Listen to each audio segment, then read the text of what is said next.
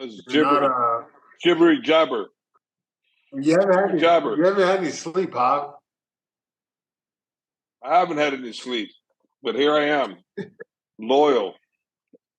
What day is it over there right now? It is April 17th. It's my son's birthday. Happy birthday, son. I love you. Brandon. Happy birthday, Brandon. Happy birthday. What time is it there?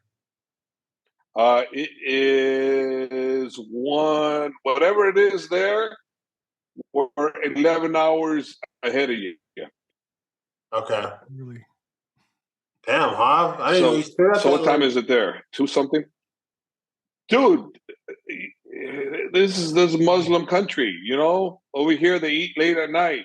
And the problem with me is this is the problem. I'll tell you the problem. This is the problem, okay? I'm not on fasting, right? So what do? Get up in the morning. What do? Eat. Okay, what do? Lunchtime. What do again? Eat.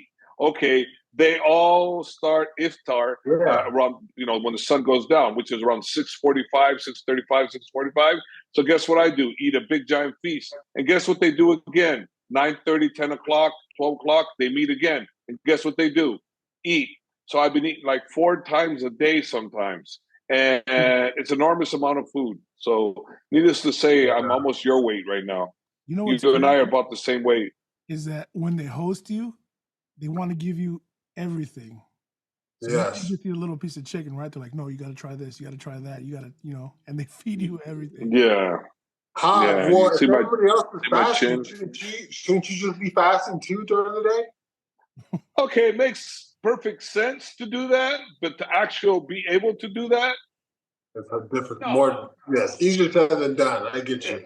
Yeah. You're like, okay, shouldn't you do this? I go, well, yeah, I should. Doesn't mean I will, but I should. Yeah. I mean, shoot, a lot of what I do is the Muslim way, believe it or not, is a lot of who I am, anyways. A vast majority of my life of who I am as a person is that of a Muslim, so I relate to a lot of their principles because I'm naturally that way. So, except the fasting part. I don't know about that part. That's a tough one. We get there. Yeah, exactly. I get fed a lot. So, before we go on anything, what do you think, what do you got, Kane, what do you think of this Jake Paul fighting Nate Diaz? What do you think? What do you think? Boxing match between those guys. What are they fighting? June something or something like that? June 5th, I think. Is that what it is, Brian? June 5th? Let me double check. I thought it was in August. I saw it too. I thought it was June 5th. Maybe I'm wrong. I think it's good. I think it August 5th. It's definitely a good test. Good test for Jake.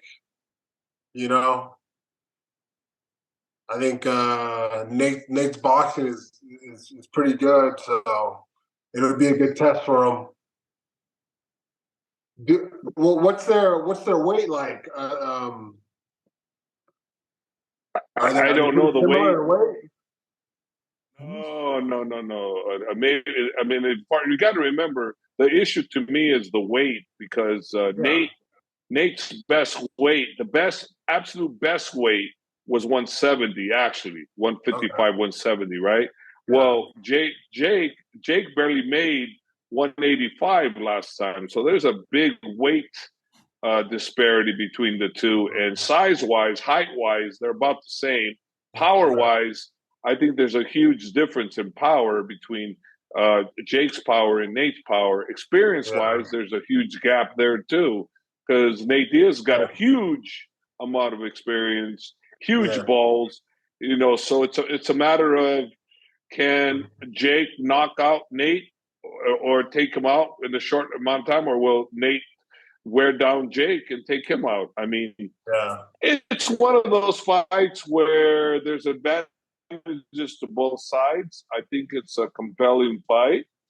If I'm not mistaken, I think a lot of people are going to tune into that one more so than the Tommy Fury fight, because nobody really knew Tommy Fury, but everybody loves Nate Diaz because Nate's coming down. If you don't fight Nate Diaz, he's taking you out.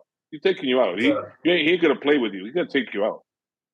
Yeah. I like Nate's I like Nate's style. You know, he throws a lot of punches. So yes, like you said, there's going to be a fight there. The weight class does make a difference, but also, like you said, the experience as well is a big difference as well. I would say I like Nate in this. There's always the possibility of getting knocked out, but with how active he is, with his how smart he is in the boxing game, I think it'll be good for Nate. I think the fans are going to win because they're not going to have a snoozer like the last one. The fans are going to win because, like I said, with Nate, you ain't going to sleep on Nate because if you're going to sleep, then you're going to sleep. He's going to sleep you. He ain't going to play with you. So he ain't going to outbox you. Nate's going to take you out. That's just what he does. He may not punch with power with every shot, but he'll sneak in his power shots here and there. But if you don't stop him, he's definitely going to outlast you. This guy will go on and on and on, and it's not like Nate is unfamiliar with sparring with world class boxers. He used to be sparring partner for Andre Ward, and Andre Ward is one of the greatest undefeated boxers. Is retired undefeated. So Nate's used to being with world class boxers, the best of the best. So that's not going to be unfamiliar with him. So to me, it's going to come down to power and size. Is Jake big enough to be able to deliver enough, to Nate? We'll see. We'll see. It's definitely a more interesting fight than Tommy Fury, for sure. For sure. Yes. It's scheduled at catch weight of 185. Is that what they're doing? 185? Okay, and it definitely favors Jake Paul. Favors him, hands down. Favors him. It does, but so rumor mill is this is actually be the transitional fight for Jake Paul into MMA as well. So the rumor mill is that they're going to do one boxing and then one with PFL as Jake's first MMA fight. Okay, which is perfect because Nate don't take nobody down. Yep. Good. That's a very, very smart fight because you might as well fight Nate with MMA gloves and with boxing gloves. Nate ain't taking him down. He ain't taking him down. They ain't gonna go for that. They don't play that. If you take Nate down, okay, but also you got to remember, Jake Paul's a wrestler. He's not gonna be that easy to take down if he practices. He's not. Yeah. For someone that doesn't wrestle, Kane, you know damn well it's not gonna be a slam dunk to take Jake Paul down. No way. Not if he practices properly and he has the right proper training. He's not going to be that easy to take down for a non-wrestler. Yeah. It makes it. Yeah, I mean, he just needs to practice it. Jake Paul just needs to practice it, but he has all the tools there to make it interesting, to make it a good fight for the fans. So, I think it'll be good. It'll be something to watch for sure. It could go 1-1. I definitely favor Nate on the MMA side. Definitely favor him on the MMA side. But it could go 2-0 for Nate, 2-0 for Jake, or 1-1. That's how they did a good job by doing this matchup because it's compelling on both ends. It's the perfect match. Nate's a huge name. He's a needle mover. And he brings it. He knows how to market it, and Jake Paul also knows how to market it. So I see some scuffles happening on this one from Team Nate, Diaz. I see that. I see that. And then you got to do. It'll be a good build up, like you said. It will be on both sides on selling the fight. And the fight will be interesting as well. I think it'll be a lot of action. I think it'll be great for people to watch. Yes. Yeah, it is going to be interesting. I think people are going to tune in. I really believe that. I think they're going to tune in. So that what do you guys think? I just read where what do you call it? Retired in the UFC just to announce happy birthday to somebody, and he brought attention to the retirement, and Dana's pretty pissed off at him. Clay Guida? Yeah, Clay Guida. What do you think of that? I didn't see it, but what do you think of that? That's a pretty ballsy move, in my opinion. I mean, I'm retired, so they give you the mic, and then you basically say happy birthday to her. Is that what happened? He said happy birthday to somebody? He just wanted a mic time, basically. That's all it was. Yeah. Oh, that's yeah. You lost on that. Did he lose? Did he lose the fight? No, he won. So he won. Clay Guida won, but I guess they weren't going to. They weren't going to do one of those post-fight interview, right? So he kind of faked that he was going to retire, so DC would go in there. So DC would have to interview him. And then basically he just said, "Oh, what's up, Kansas City?" Threw up his hands real quick, and then he asked his opponent to switch gloves. Okay. Well, that's pretty ballsy on his part. Yeah. Because they have a timestamp, they have their thing how they run. When you mess up with that, that's I don't know. Yeah. Don't go against the machine unless you got the needle power. If you got the needle power, you can do it. If you don't have the needle power, not a wise idea. No. And who did that? Clay Guida did that? Yeah, Clay Guida. Well, yeah. I think it's smart on his part to find a loophole and to make it work, right? Like, good on him to finding something to make it work for whatever he wanted to do. And if it was something that minimal, well, he got it done, Yeah, from that, I applaud him. I'm just not so sure it's the smartest move, But I applaud that. I applaud that. Whatever. Yeah. Yes. Yeah. It wasn't anything crazy though. I couldn't see if he would have got the mic and F you or F this and this and this and okay, but it was something. It was still entertaining. Yeah. Yeah. I just read where Dana was pretty upset about it, so I didn't read it. I just read the caption. Dana upset. I'm like, going on, man. The last person you want to piss off is the president. It puts it in out there that something like this can be done later on, another fighter for whatever agenda they may have. Yeah. And that could be anything, good, bad. Could be anything. Right. Yes. So it's being in control of that, of what somebody might say or do after the fight. And damn well they're not going to let anybody control that, because if they do that, then they lose their programming. They can't do that. Yeah, no, not going to happen. Yeah. So then what was good fights were on this one, Brian? There was Arnold Allen versus Max Holloway, right? And but what else was good on this guy? With Barboza? Barboza was excellent against Billy Quarantino. Yeah. Quarantino.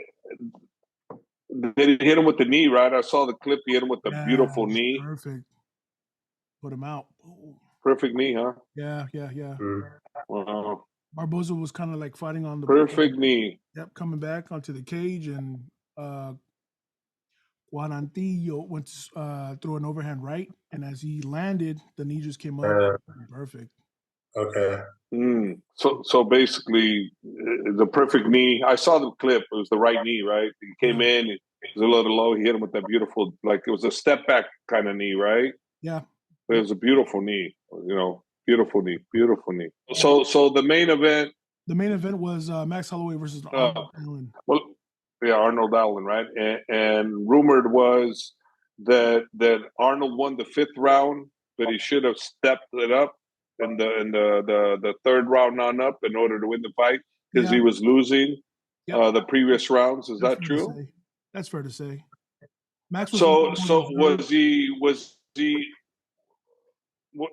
Dana made the comments regarding that his corner should have pressed the urgency, of hey, you better step it up. Was it that obvious? Is my own question. Because if it wasn't that obvious, if it was not that obvious, then I would say, well, then maybe they did with their job. But if it was very obvious that he was losing the first 3 rounds, I would be like the same. I'd be like, hey, you lost those first 2 rounds. You better make it up on the 3rd, the 4th, and the 5th. We do the man Kane. What do we do all the time? Same damn thing. You won that round. You didn't win that round. Blah blah blah blah. Because if we don't let you know then you don't know where you're at, and you may think you're ahead and you're not ahead. Sometimes you guys, even, not meaning you, Kane, because you always knew, but a lot of times you guys would ask, hey, did I win that fight or did I win that round? Did I not? You know, and you guys don't know sometimes, so you ask. So as a corner, you should be telling them where you're at. So my question is, did his corner tell him? Was it that obvious that he was losing the rounds? Because according to what Dana was not instigating, but insinuating that he was losing. I didn't see the fight because I'm in Dubai time and I'm sleeping. I could see I can see where his corner was not too sure. I mean, it was close. It was a good fight, but Max took his time, and I think he was more efficient with the leg kicks this time. So Max threw some great striking, but he was, incorporating a lot of leg strikes, and I think that's what threw Arnold off a little bit. Arnold was landing some very, very hard shots, but it was close. I think it was close. So had Arnold started like he did the 5th round, had he started in the 3rd round like that, what would have happened? Once again, it was close, but it could have gone either way. Okay, so had he started? Yes, if he had. So had he? Yeah, if he had started the 5th, So Dana's advice. Yeah, you're in the moment. His coaches are in the Dana's moment. right. Yeah, but where I can. Yeah, but listen, being in the moment, not being in the moment, it's our job to tell you it was super, super close. We can't have that. What normally I would do is, if it's so close, I would just tell you, assume he got it. I would never say, it was so close, I think you got it. No, I would say, forget about that. When it was too close, give it to him. That way you'll know there's a sense of urgency, because if you go, okay, we got that one, but it was very close. No.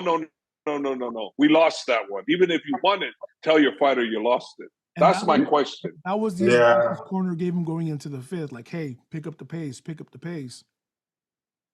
Yeah.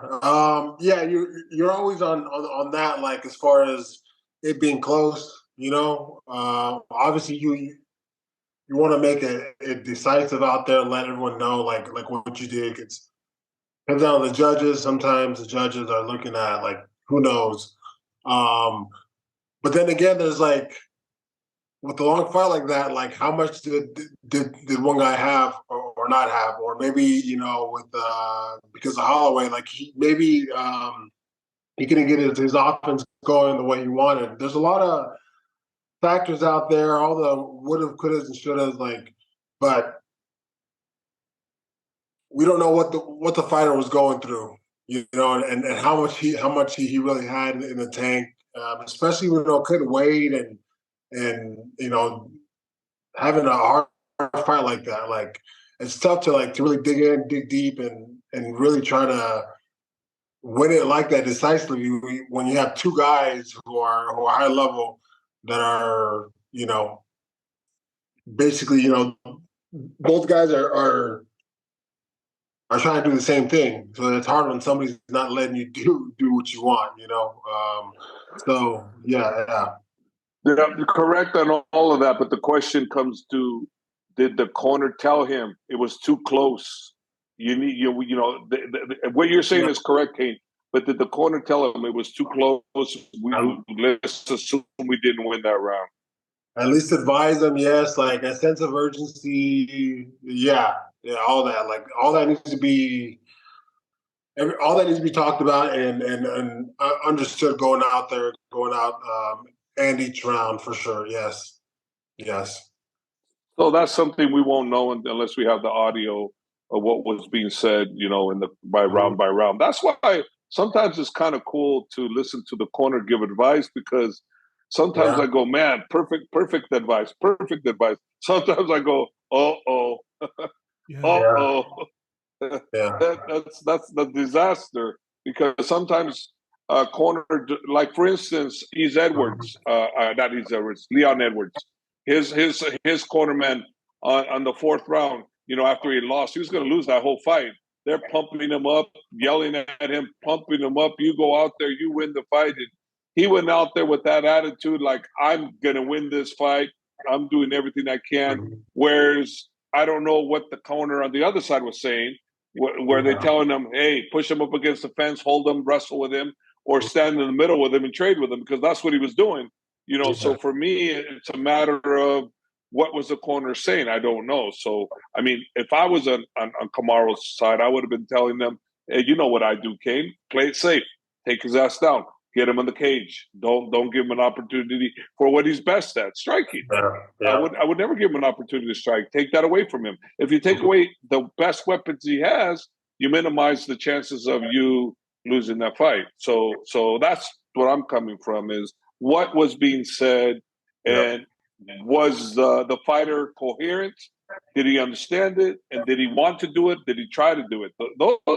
There's so many things to fight game. It's never cut and dry. Never cut and dry. Never one way or another way. Hey, it's this way. No, there's so many things that are going on. How do we know what's going on in that fighter's head? How do we know he's not injured?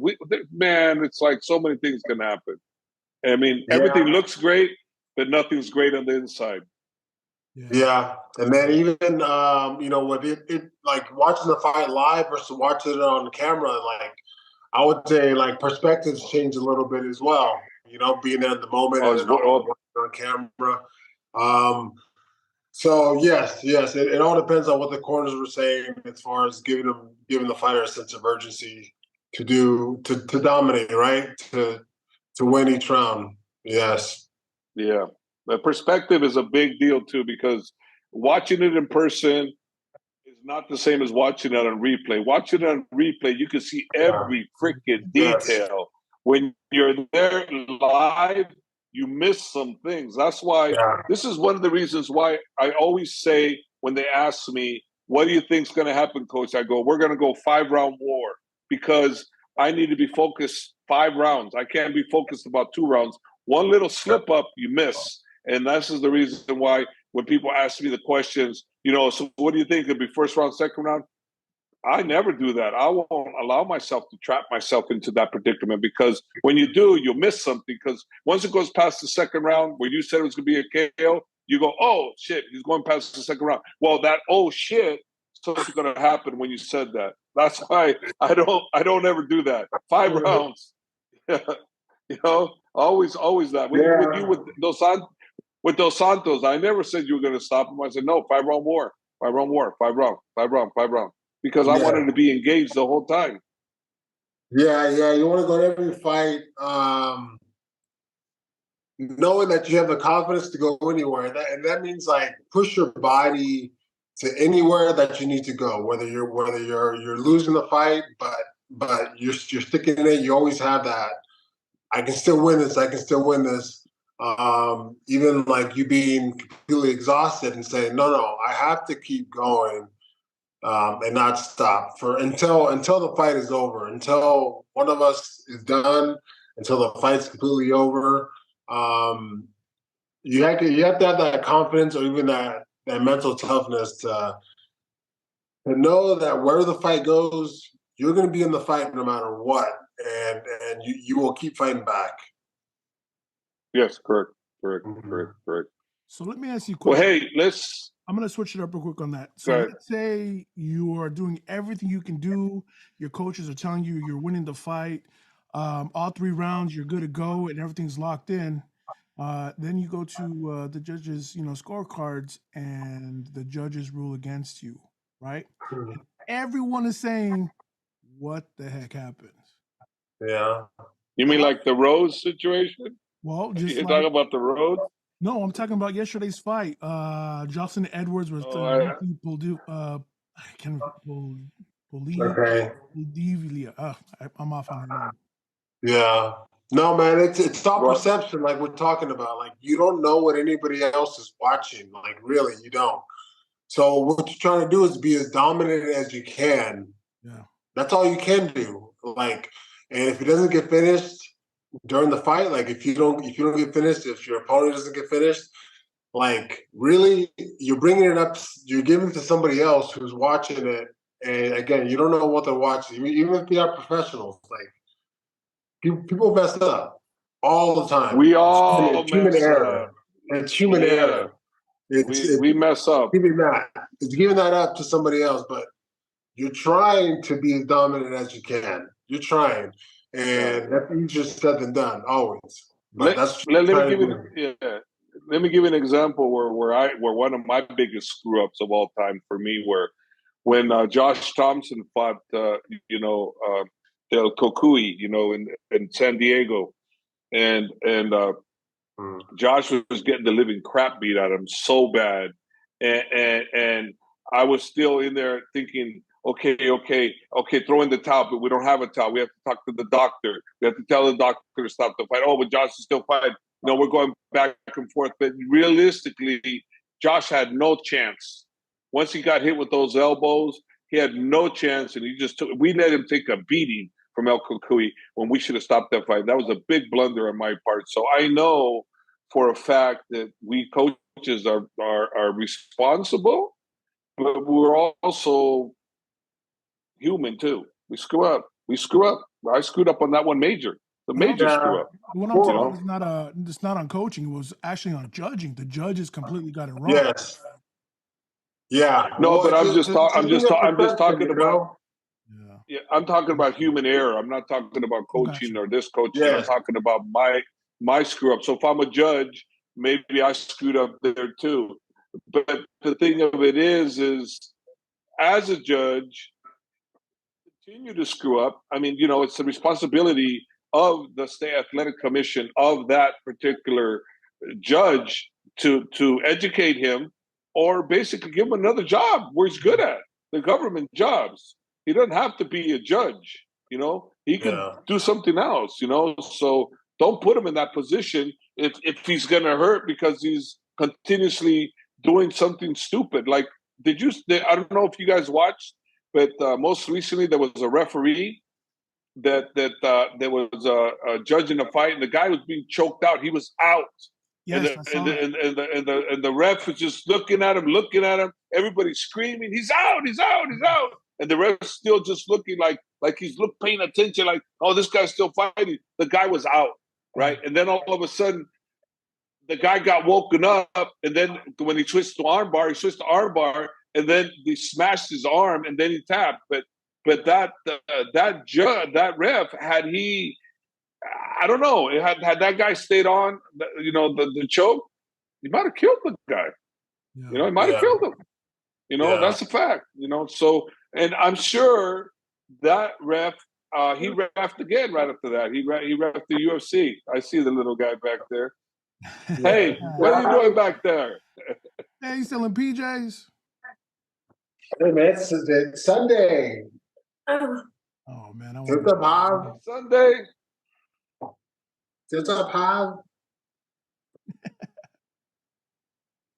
Oh, you got a haircut, too. I like that.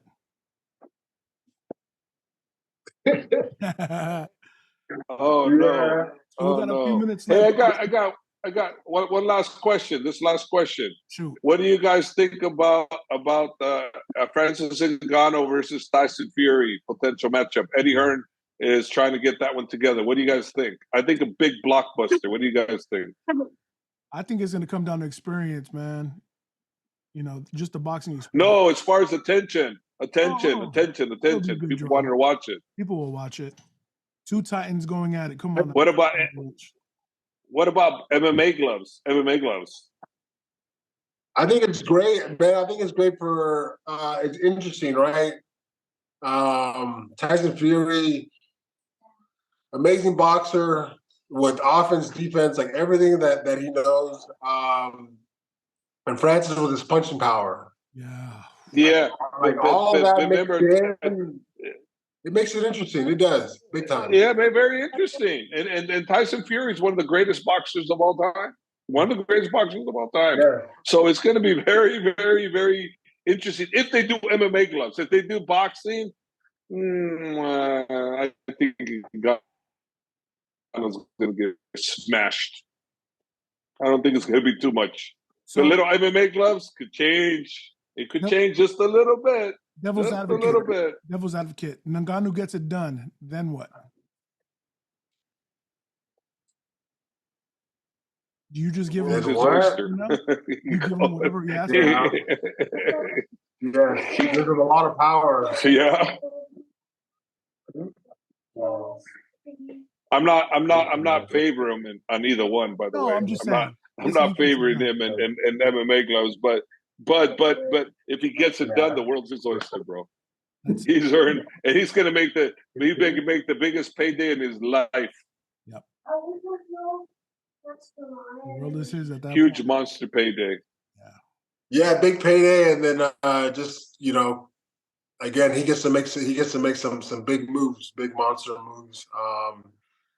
But with all that, it's interesting, man. Like with heavyweights, it always is, and then somebody like Francis, who has that punching power, like it's always somebody like that is always in the fight. You never count them out. Yeah. No, you can't. No, Francis is legit